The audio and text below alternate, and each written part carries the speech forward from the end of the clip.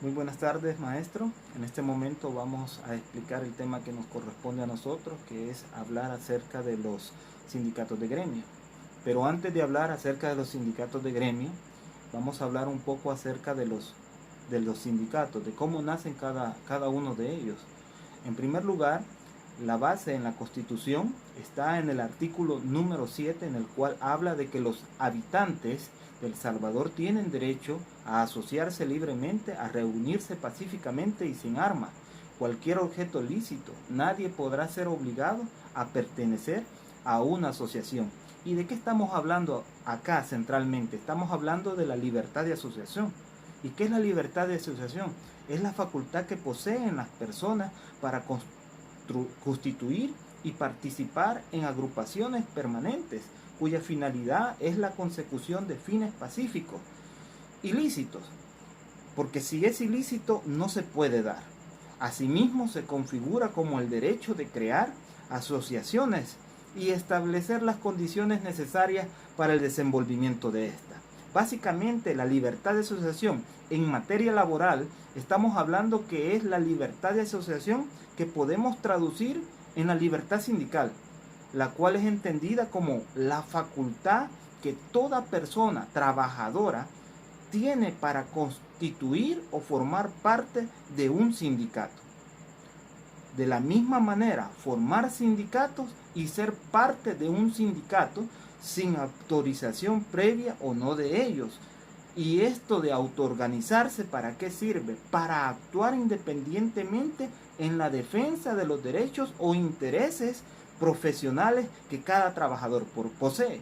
Por esa razón, el sindicato es toda asociación permanente constituida con al menos 35 trabajadores o servidores públicos que trabajen en una misma institución o una misma administración o una misma empresa. Eso es la razón de ser de un sindicato. Ahora bien, vamos a pasar a lo siguiente, que es un sindicato. El sindicato es un término sencillo y que habla del agrupamiento o colectividad permanente de trabajadores y trabajadores organizados para la presentación y la defensa de los propios intereses. Dice el artículo 47, los patronos y trabajadores privados, sin distinción, y esto es lo importante, sin distinción de nacionalidad, sexo, raza, credo, ideas políticas y cualquiera que sea su actividad o la naturaleza del trabajo que estos realicen, tienen el derecho de asociarse libremente para la defensa de sus respectivos intereses, formando asociaciones profesionales o sindicatos. El mismo derecho tendrán los trabajadores en las instituciones oficiales autónomas. Y por esa razón es que nosotros podemos ver la razón de ser del sindicato. ¿Por qué? Porque en primer lugar los trabajadores y los trabajadores de cualquier institución están centralizadas en el Estado en su mayoría y fueron objeto de discriminación, por lo que los legisladores, al obviar la posibilidad de formar los legisladores y al obviar los sindicatos para la defensa de los derechos de los trabajadores, se les violentaban sus derechos fundamentales, como la libertad individual. Entonces, la falta de un proceso claro en disposiciones legales dentro del ordenamiento jurídico secundario, donde se ventilen estos casos, es que se violentaban los derechos laborales de cada trabajador, por lo que se contradecía el derecho constitucional. Y recordemos que la Constitución es la base de nuestra sociedad, es la base de la defensa de los derechos de los salvadoreños, en este caso de los trabajadores. Y por esa razón los trabajadores y las trabajadoras protestaban. Aparte, los trabajadores y las trabajadoras que no cuentan con la posibilidad de conformarse en una organización sindical se encuentran en un estado de indefensión. ¿Por qué? Porque no hay ninguna ley establecida en la cual ellos puedan recurrir en el momento de que sus derechos como trabajadores en el momento que sean violentados, ellos puedan recurrir y decir, esto es lo que me ampara, esto es lo que me defiende, esto es lo que yo me baso para poder defender mi legalidad ante la violación de mis derechos. Entonces, para poder luchar contra la opresión y la violencia de los derechos frente a los patronos e incluso contra el mismo Estado. Por esa razón es que existe. Ahora, ¿cómo nacen los sindicatos en El Salvador?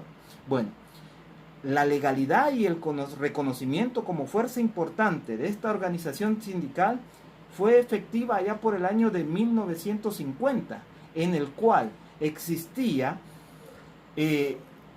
un apartado en la Constitución en la cual hablaba de los patronos y los empleados privados y obreros que sin distinción de nacionalidad, sexo, raza o credo tienen el derecho de asociarse de forma libre para la defensa de sus respectivos intereses, formando asociaciones profesionales o sindicales, llevándolo a la categoría de principio de constitucionalidad dentro de los derechos sociales. Este principio de constitucionalidad, que antes de entrar en vigencia en septiembre de 1950, porque fue creado en agosto, se emitió la ley de sindicatos el 9 de agosto del año que se establece las dos clases de sindicatos, el sindicato de gremio y el sindicato de empresa. Estos no existían hasta esa fecha.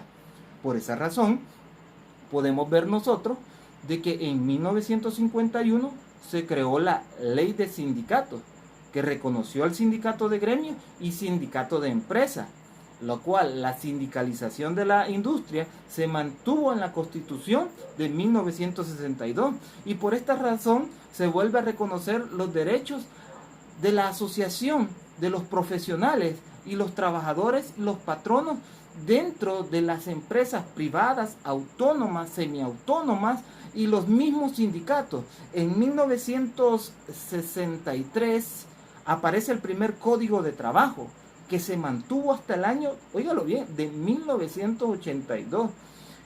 Es donde entonces se crea la Constitución de 1982 y donde entra en vigencia en diciembre del siguiente año. Y en el artículo número 47 de dicha Carta Magna se regula el derecho de asociación profesional, reconociendo a trabajadores, y esto es lo más importante, reconociendo a trabajadores y patronos privados en instituciones oficiales y autónomas y campesinos. En el año de 1972 se reforma el código en razón de buscarle aplicación al convenio llamado Carta de Bogotá de 1948, así como darle aplicación al artículo 26 de la carta mencionada.